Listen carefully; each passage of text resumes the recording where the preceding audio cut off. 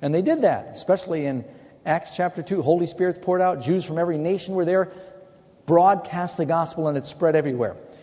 And it also tells us, Isaiah chapter 9, verse 6, "For unto us a child is born, unto us a son is given, and his name shall be called Wonderful, Counselor, the Mighty God, the Everlasting Father, the Prince of Peace." That son that she brought forth is Jesus. And it goes on to say in chapter 12 of Revelation, verse 5, "Her child is caught up to God in his throne." Speaking of the ascension of Christ. Now keep in mind, these Bible prophecies are not talking so much about what happens in one day. Prophecy often gives you a panorama of history. And chapter 12 is one of the most amazing prophecies because it's taking you from the Old Testament times all the way down to the end of time. It's covering the panorama of the history of the bride of Christ, the church. Well, let's go on here. Number 4, who is the dragon? Well, you don't have to guess about this one. Right in the bosom of that chapter 12, it tells us that great dragon, that old serpent called the devil and Satan, who deceives the whole world. And again, in verse 9, that great dragon was cast out, and his angels were cast out with him. Now, how can a dragon be cast out of heaven? Does the Lord have a dragon factory up there in paradise? If God is love, then why would he make a dragon? And that brings the next question. I'm going to spend some time on this, so be patient with me. If God is love, people always want to know, dragon cast out of heaven, how do you get to heaven? Did the Lord make a devil? Where did the devil come from? If God is more powerful than the devil, then why doesn't he just get a hitman and snuff him out? Zap him. How come he puts up with him? Why would God make a devil? To torment us. If every good and perfect gift is from God, did God, in his angel factory, was there a defect that he didn't see, a bad transistor, and out came a devil? Did God make a mistake? I mean, people ask, haven't you thought these things? I mean, if you're thinking, you'll wonder at some point. Now, if you go back in time, first of all, God is perfect. Everything he makes is perfect. And one of the highest of God's angels came by the name Lucifer. Isaiah chapter 14. And we've got this prophecy here about where Lucifer came from. You start with verse 12. We just heard about the devil being cast out of heaven, right? Revelation 12. Here in Isaiah 14:12. "How you are fallen from heaven, O Lucifer, son of the morning. How you are cut down to the ground, you who weaken the nations. For you said in your heart, I will ascend into heaven. I will exalt my throne above the stars of God. I will sit on the mount of the congregation on the farthest sides of the north. I will ascend to the heights of the clouds. I will be like the Most High." You remember what the devil said to Eve in the garden? You'll be like God. He was sharing his own aspirations. The devil wanted to be God. This high, holy angel that God made began to entertain thoughts of selfishness and rebellion in his own heart. God made him perfect. God makes all of his intelligent creatures perfect, but they have freedom. And in order to love, you must have freedom. God cannot force you to love him, or it stops being love. Isn't that right? God doesn't make his creatures to go, I love you, God, I love you, because that's not love. And when it comes to the subject of predestination and can you lose your salvation, I told you that Jesus will never let go of you. But if the Lord were to force you to be saved, even after you've made a decision, if you want to change your mind, you've lost your freedom, it stops being love. The idea that once you're saved, you can't be lost takes away your freedom. The greatest sign of God's love and freedom is the lake of fire. I'm quoting C.S. Lewis, actually. He loves us so much that he won't force us to love him. It's an intelligent choice. It's the greatest gift that he's given. And Lucifer had that, and he chose to love himself, and God pleaded with him. We don't know how long this rebellion fermented in heaven before it broke out into an open war. But there in Revelation chapter 12, it says war broke out in heaven between Michael and his angels and the dragon and his angels. And ultimately the dragon and his angels, 1/3 of the stars, are cast out.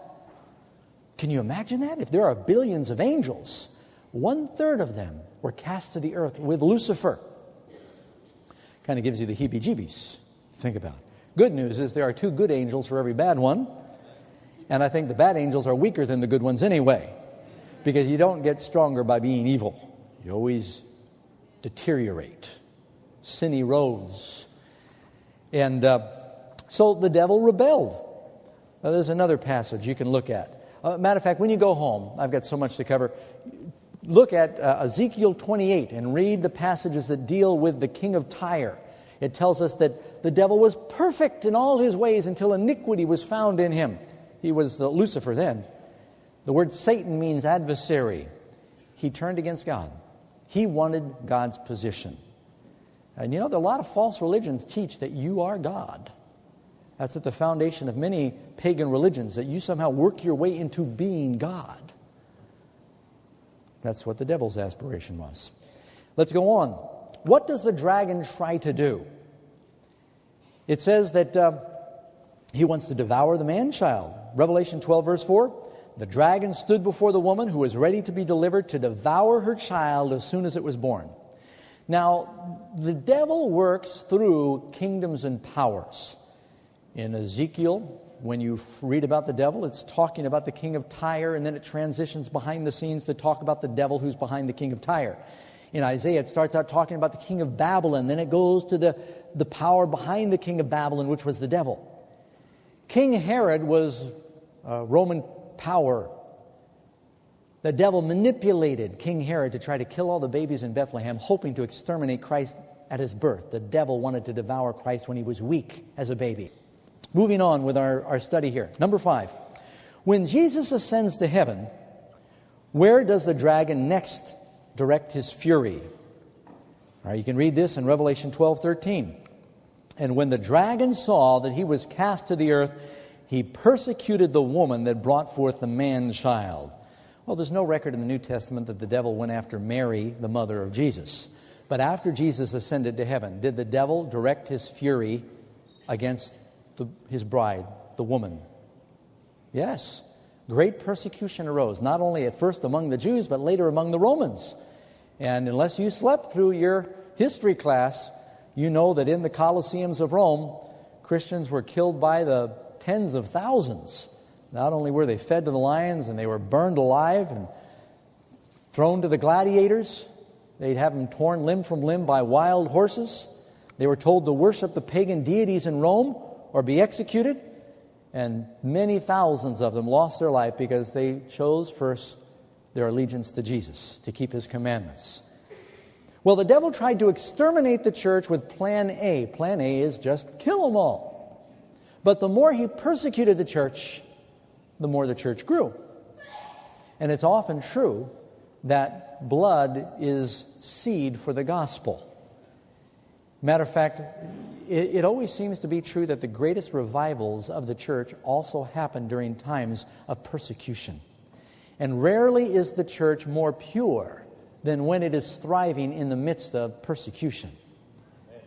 It seems like God uses the heat to get the dross out of the gold and a hot iron to get the wrinkles out of the church's garments.